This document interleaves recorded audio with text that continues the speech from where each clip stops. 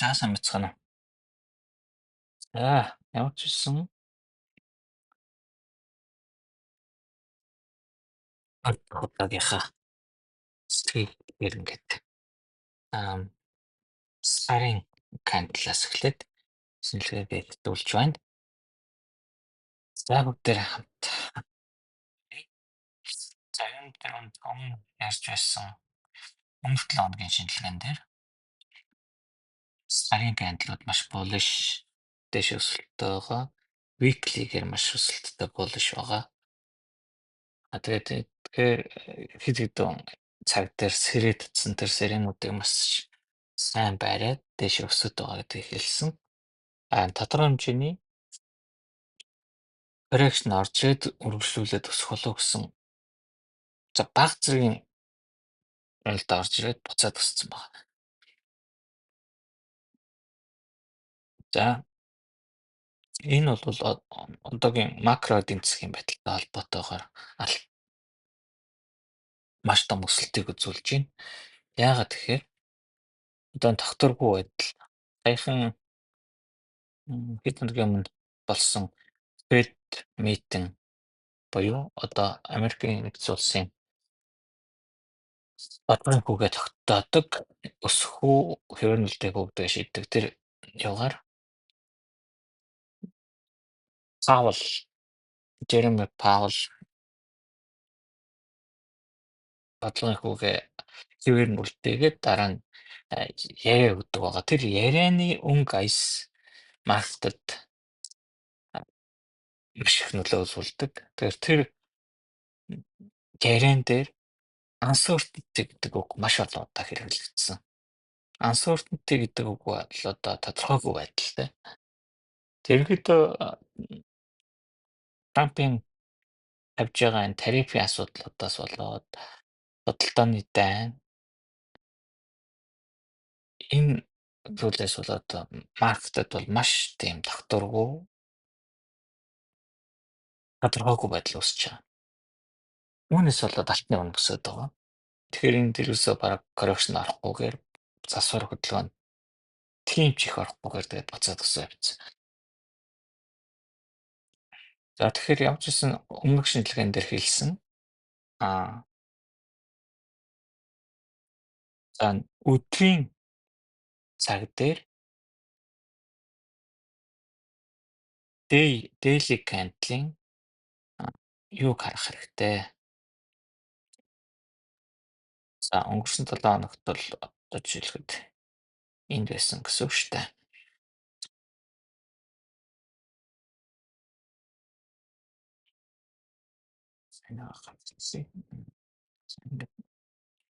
Өнгөрсөн 7 хоногт энд байсан гэсэн үг шүү дээ. Ерөөсөө ингээ хаагдсан байсан үед би шинжилгээ хийсэн гэсэн үг. Тэгээд эндээс тодорхой хэмжээнд өсөөд унах байх гэж таамагласан. Тодорхой хэмжээнд өссөн. Энэ хүртэл өсөх болов уу таамагласан. Тэрнээс арай илүү өссөн. Тэгээд уналт орж ирнэ гэсэн. Уналт орж ирсэн. Тэгээд бичлэгийн хамгийн сүүлд харах юм бол энэ 1, 2, 3 ингээд 3 лааны энэ daily fair value gap энийг ажиглах хэрэгтэй. Энийг яаж хөндлөж яаж маркетинд ямар price action үзүүлж ядгээс шалтгаална гэж хамгийн сүүлд хэлээд бичлэгээ дуусгасан байгаа. Тэгэхээр энэ дээр юу болсон бэ гэхээр энэ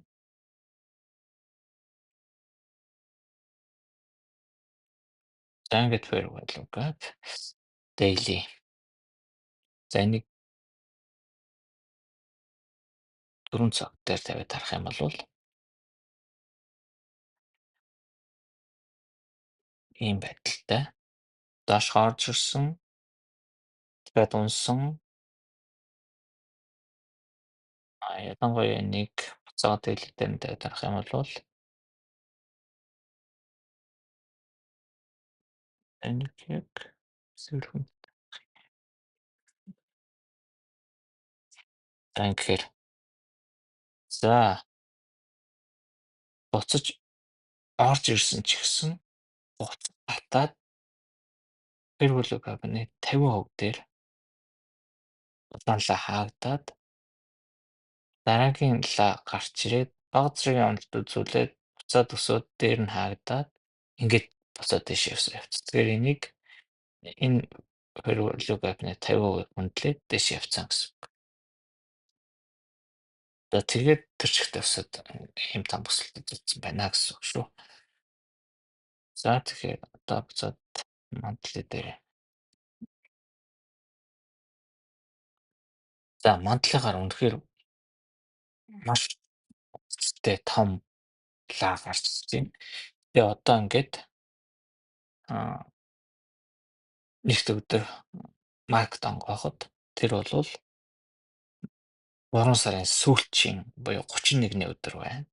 Тэгэхээр одоо энэ байгаа кандл болвол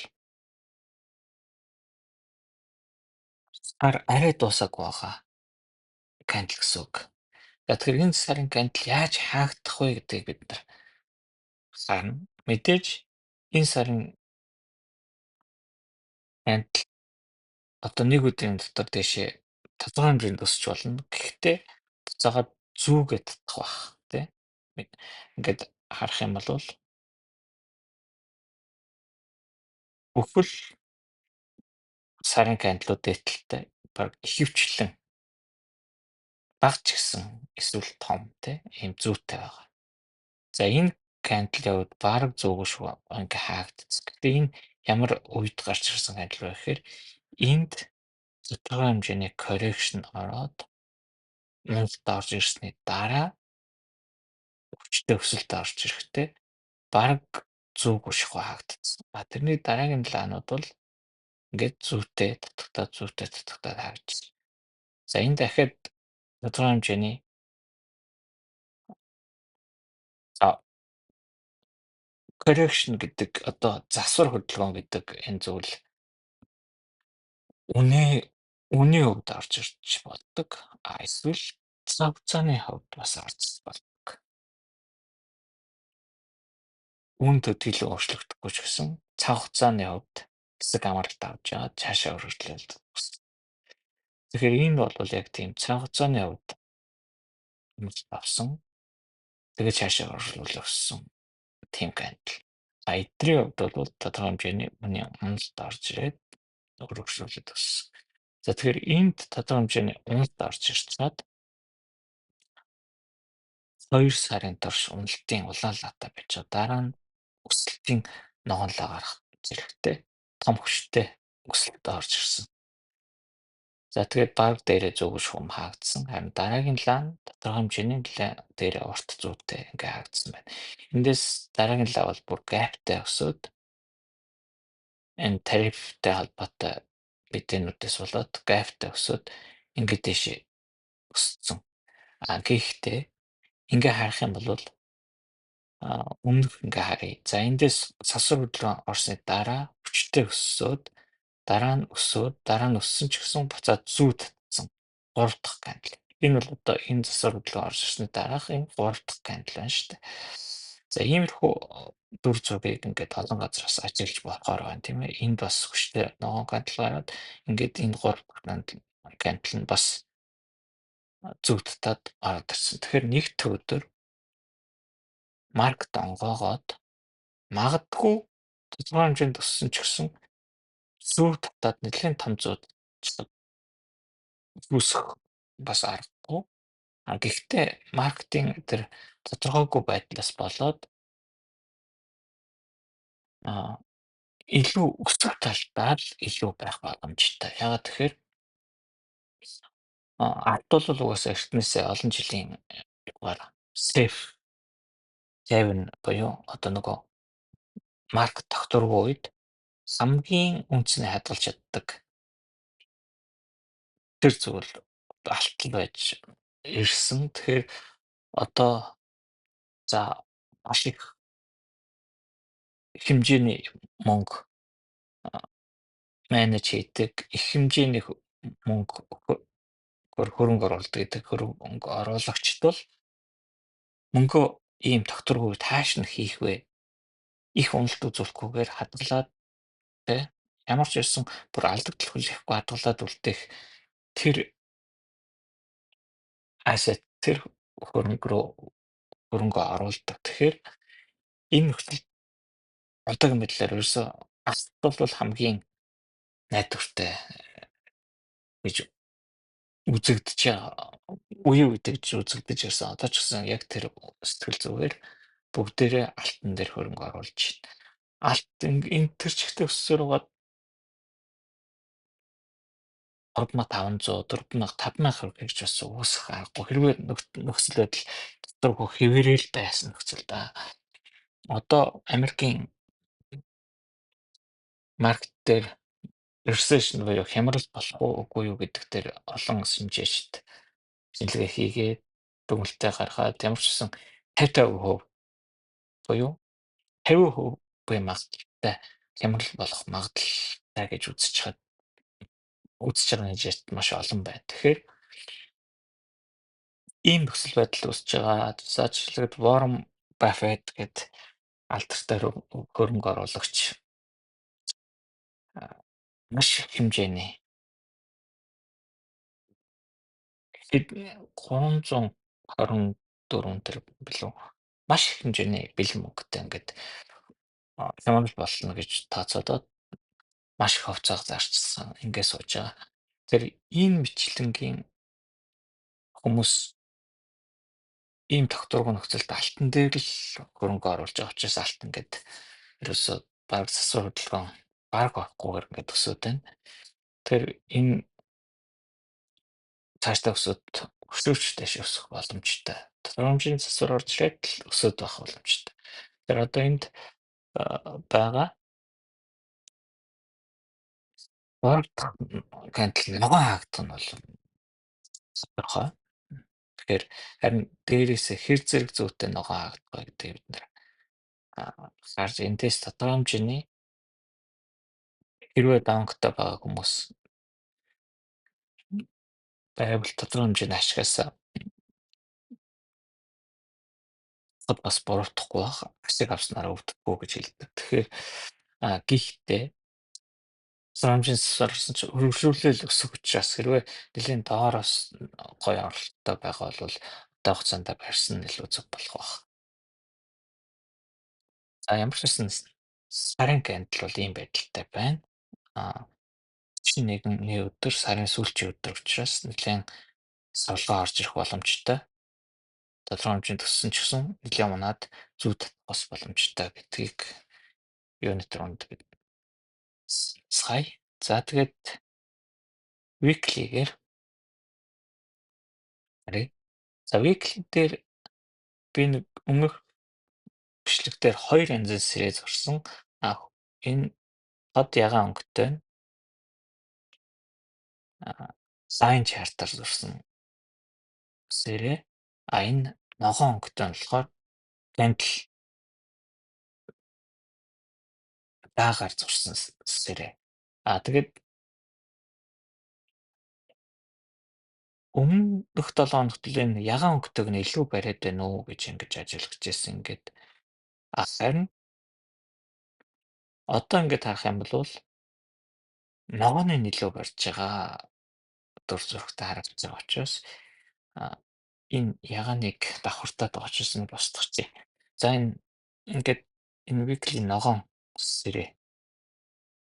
Энэ сэрээ ерөөсөө ингээд өсөөд энэ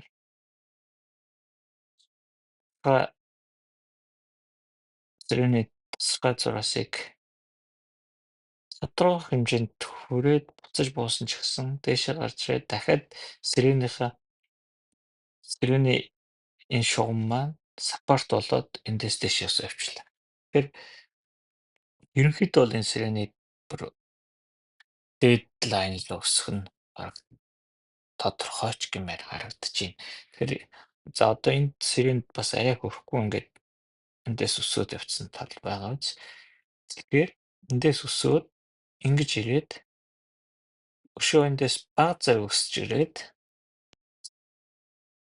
тэгээд нэг энэ орчим руу өсөөд буцаад юутай дараагийн сард ахиж энэ рүү уншаад ингэдэг ч юм уу нэг хөдөлгөөн орж ирэхийг үгүйсэхгүй эсвэл бүр энийг ингээд дээшээ задлаад энэ рүү явчихыг бас үгүйсэхгүй. Тэр ерөнхийдөө бол одоо нөгөө том цагийн сирений сайн сирений дээд согон маань энд яваад байгаа. Тэгэхээр энд чинь 3450 асцсан руу байх гэсэн үг шүү дээ. За тэгэхээр аа заримчдын сэрээгээр харах юм бол эндээс өшөө өсөлт ороод ирэхэд их зай байна гэсэн үг.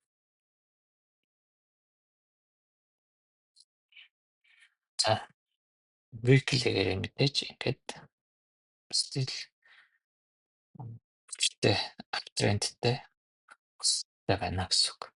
За daily-гээр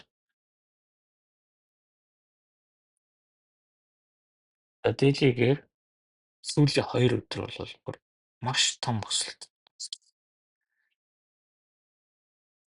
Энд ингээд 3 өдөр маш том өсөлт орж ирсэн. Тэгээд нэг өдөр жоохон зовсолтой дахиад олон өсөлт явсан. Энд хэсэг засвар ороод ирсэн. Тэгэхээр одоо энд 2 өдрийн л өсөлт орж ирсэн. Тэгэхээр за энд нэг 2 өсөлт орж ирж чад хэсэг завсарласан. Гэхдээ энд нэлээд том уналт ороод ирсний дараа бас энд консультейшн хийж байгаа дэше өссөн байна. За энд нэг их унаагүй юм чинь. За бас ингээд эндээс буцаад уналт орж ирээд энэ сирений шугамаа дахиад шалгахыг бас үгүйсэхгүй. Одоо энд бол бас нэг том fair-value gap үлдээсэн байгаа. Маркет хөдлөختөө гаднах интернал liquidity-г аваад буцаж external liquidity аваад буцааж internal liquidity аваад өсөд байх зарчмаар явдаг. Тэгэхээр одоо эндээс external liquidity авцсан. Одоо магадгүй internal liquidity руу ороод ирэх боломжтой. Тэр маркетээр юу ажилладаг вэ гэхээр бас нэг зүйл. Эндээс нэг юм тодорхой хэмжээний хөдөлгөөн хийгээд засвар хөдөлгөөн хийж аваад буцад дэше өсчөөд тэрнээсээ том уналт үзүүлээд тэгээд буцаад өсөд гараад яваад одоо нэг тийм юу их ажиглагддаг. Одоо жишээд энэ дээр бас өстөө тодорхой хэмжээний унлаа. Тэрнээсээ дээшээ гарч ирнийх ликвидитиг авлаа. Тэрнээсээ доошоо онж өслөө. Буцаад өсдөг. За иймэрхүү хөдөлгөөнүүд байнга явж идэг. Энэ бол нөгөө AMD буюу accumulation, manipulation, distribution гэдэгтэй холбоотой. Тэгэхээр одоо энд нэг consultation хийгээд доошоо орж ирж liquidity-г хамгаад дэше өсөдөг. Энэ consultation-аас дэше гараад ирсэн. Энэс доошоо орж ирээд liquidity бас боломжтой, магадaltaй. Хэрвээ тэгэх юм бол энэ fair value gap-ыг сайн ажиглах хэрэгтэй. Ямар ч нөлөөлж байна. Хэрвээ унаад ороод ирэх юм бол гэхдээ юугүй тэгж их том уналт орж ирнэ гэдэг юу л бол одоо импульсээр харах юм бол эндээс нэг импульс явцсан. Энэ хөдөлгөөн орж ирлээ. Дахиад ийм хэмжээний импульс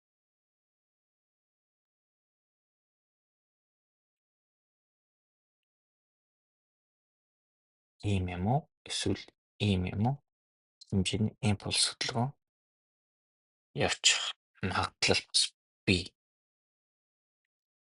За тэгэхээр энэ импульсыг ингээд аваад үзэхдээ сэрээний дедлайн л оччихсон яг.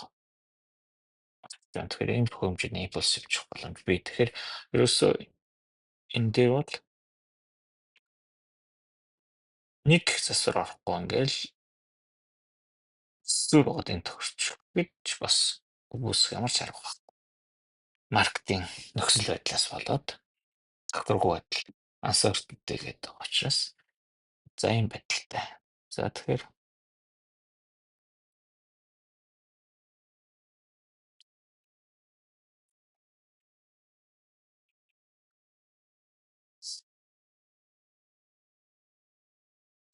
бас ойлгож байна. Гэж ухахыг мөрөөдөжсэн наг удирдлагчтай өссөн. За ийм байдалтай байна. За тэгэхээр daily-гээр юм харуулсан. Daily дээр бол энд imbalance үлдээгээд дэше явчлаа. За одоо 4 цагийн 4 цагууд бол маш үргэлжилсэн өсөлттэй. Баазыг нэг улаанлаа гараад 3 ногоонлаа. Нэг улаанлаа гараад хэдэн ногоонлаа гараад гэсэн ийм өсөлтөд явсан.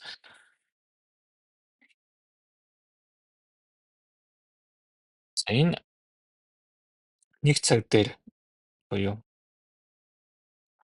байсан энэ сэрээний нэг доошо сэрээ байсан. Энийг бас тодорхой хэмжээнд бариад явах нь уу гэж харж исэн боловч энэ сэрээнээс гарч ирээд буцаж сэрээнийхээ хоёрын лайныг шалгаж чад тэгээд дэше явсаад явцсан байгаа. За тэгэхээр энэ сэрээ одоо ажиллах болсон учраас энийг арилгачих. Энэ ортлайн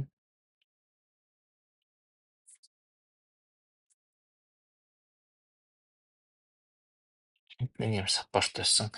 Энэ саппортноос дэше өсөж гарч ирээд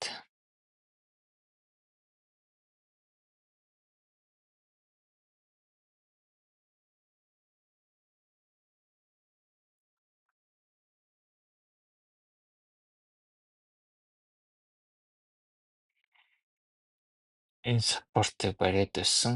Энэ дээр үнж орж ирээд энд очсон гэж байжсэн.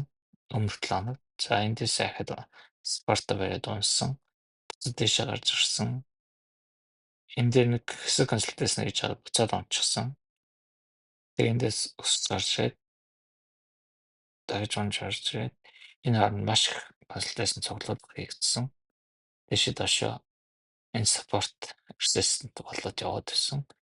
Тэгж байгаа дэше бол ногоонлоогоор идэж гарч ирээд за дээр нь хүчтэй хаагдаад буцаж орж ирж яг support-оор шалгаад тэгээд ингээд өсөд явцсан. Өсөж явахдаа нөгөө энд шалгаад унсан нэг цагийн энэ fair value gap маань нэг resistant болж өгөөд буцаж энийг дэше хүчтэй идэж гарч ирэхдээ унж орж ирж энд support аваад ингээд дэше явцсан. Тэгэхээр энд маш олон гоё оролтууд тийм боломжууд өгсөн эдгээр зүйлийг хараад гэхдээ би өнгөрсөн 7 хоног алтан дээр ер нь арилжаагүй яваад тэгэхээр маш завгүй байсан. Харин стак дээр арилжсан байгаа. За ингээд тийш явцсан. Одоо энд харах юм бол тодорхой хэмжээний ийм мөр толгой мөрч юм шиг ийм хөдөлгөөн бас консультацийн хөдөлгөөн энд хийсэн байна. Тэр энэ консультацийн хөдөлгөөн энэ сэрэний дедлайн дээр хийгээд байгаа учраас хэдий дэше гараад ирсэн ч гэсэн энэ дээр хийгээд байгаа. Энэ том ногоонлаа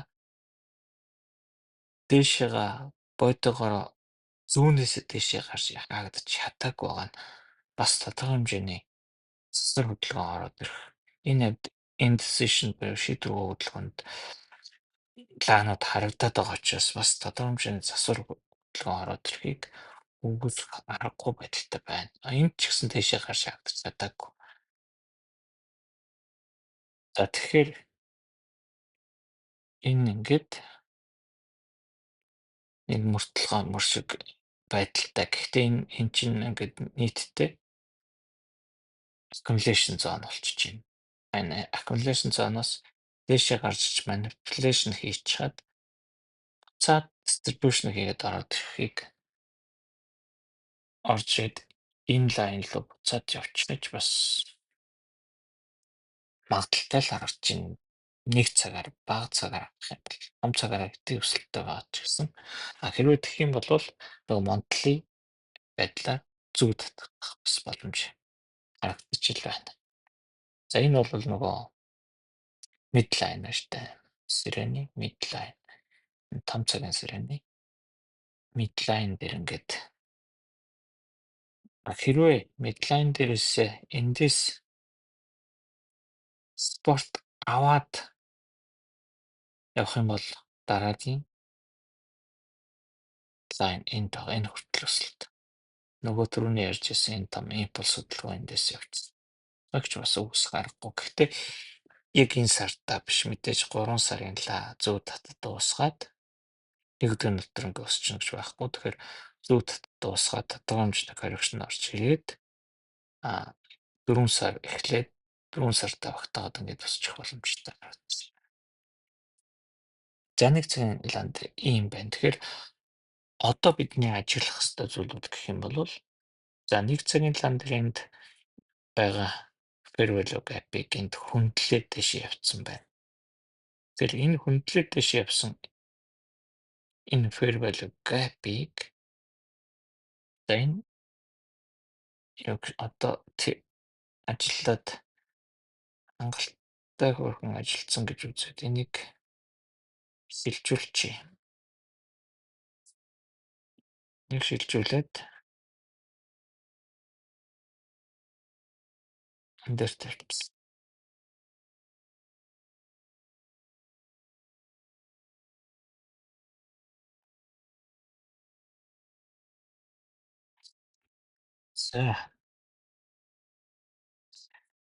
За ингээд тавих юм бол энэ нэг цагийн fair value gap-ыг хөндлөөд байна. Хэрвээ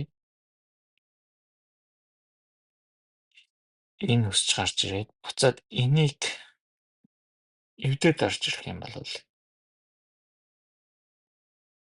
буцаад энэ маань inversion болоод эндээс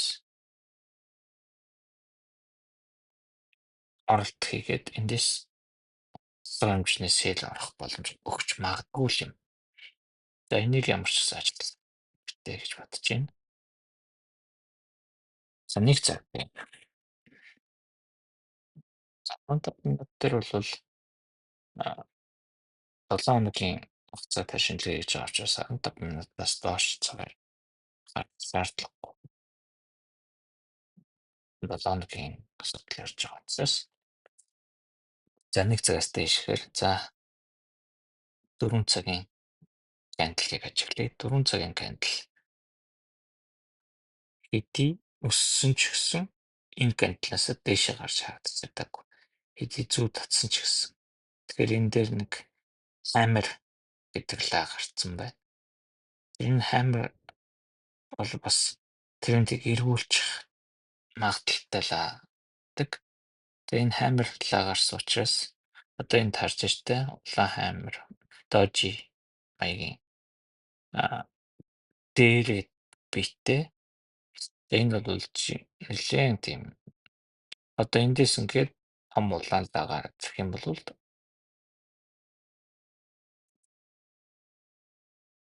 тренд хэмжээнд богино цаг дээр ирэх магадaltaй тийм байна.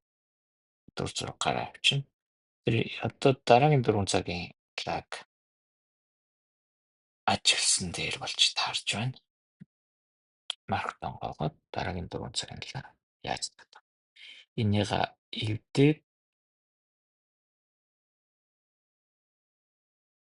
дээшээ ногоонлоо хаагдах уу? Эсвэл энийг эвдээд доошоо улаанлаа хаагдах уу гэдгийг чиглэж хаашаа ямар тренд ямар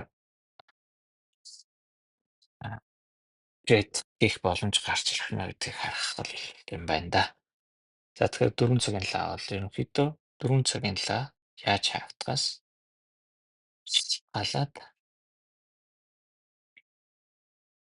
тэр өдрийн арилжааны төлөвлөгөө гаргах нь илүү дээр юм байна да гэж харж байна. За ерөнхийдөө нэлээд удаа хэлбэр болчлоо. Тэрөөс саяхан хэлснээр 4 цагийн лаг зээлээд 4 цагийн лаа дээшээгээ гарч хаагдах нь уу эсвэл доошгоо орж ирж хаагдах нь уу гэдгийг хүлээжж тэндээс арилжааныхаа баталгааг авах хэрэгтэй юм байна гэсэн дүгнэлтээр энэ удаагийн ажиллагааг дуусгаж байна. За арилжаанд